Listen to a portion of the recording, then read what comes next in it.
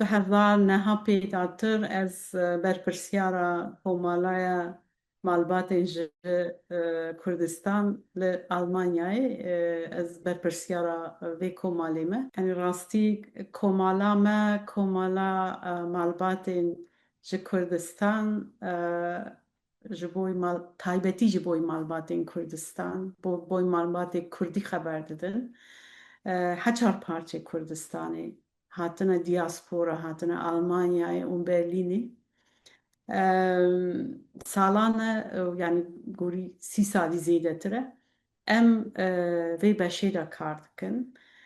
Me dît nasname, ziman, çand roneke pir girîng dileyze ji bo malbatan, ji bo zarê wana.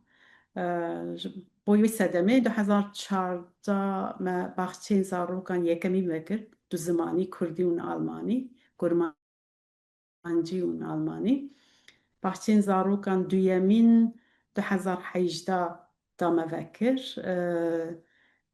Hate wê astê malbat dixwazin tenê zarê wana 3 sala 4 sala têne baxçeyên zarokan fêrî zimanê Kurdî dibin. Yani malbat gelek malbat malê xwe de ji zimanê Kurdî xeber dibin. Lêbelê asteke cuda, asteke bilind û zimanekî paqij, zimanekî daha pedagojîk bi zarok re tê xeberdanê baxçeyên zarokan de.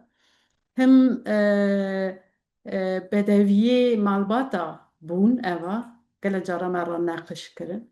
Hem jî em dizanin mesela paytaxta Almanyayê 150,000 zêdetir Kurd dijî. Eva jî ji bo me, ji bo Kurda û ji bo komaleke Kurda bi vê beşê de kar dike. Rastî girîng bû.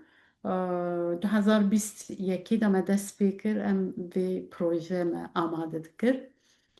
Hatiye wê astê 2027 de em ê dibistaneke seretayî paytaxta Almanyayê vebikin. Armanca me em tenê heya pola şeşana bira pêk bibe mesela Türkiye'de jî lîse jî bê vekirinê.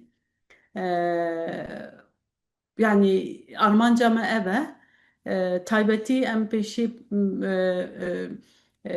dibistana seretayî vebikin.